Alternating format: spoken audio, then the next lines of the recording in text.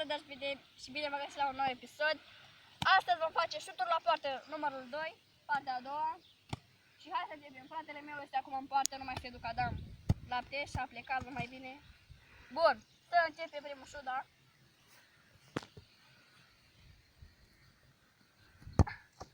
Apărată de Ducadam. Al doilea șut. Apărată, deci să facem acum o chestie, da? Eu am 11 ani și el are 7 ani, vedeți cum apar la 7 ani? Trebuie să fiți forță, voi, forță. Ia uitați cum apar la 7 ani, ia uite. Dau, hai să vin așa, vedeți, nu? Să vin așa, vedeți cum apar, ia. Vedeți?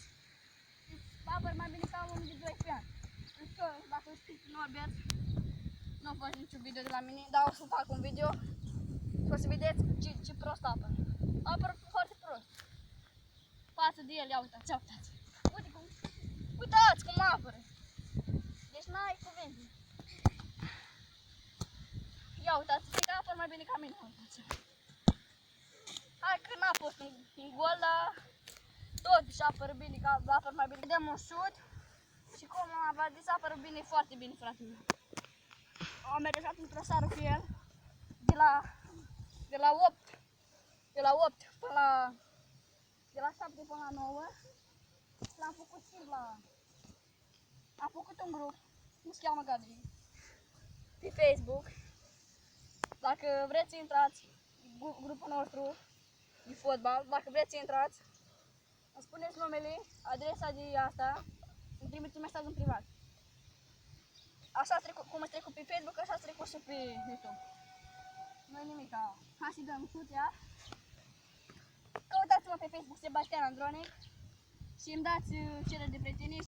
Și pe Instagram mă puteți urmări Aron Sebastian Andronic.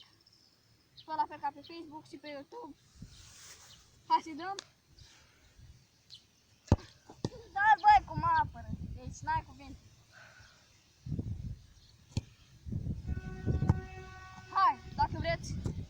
Dacă mai vreți videouri de genul, vedeți, acum mai dăm 3-4 șuturi că nu mai am baterie.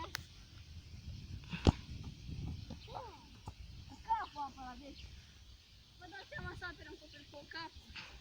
De 7 ani, deci nu uitați ce v-am zis, 7 ani. Uitați cum apără, hai să vedem cum am venit data trecută, ia uitați.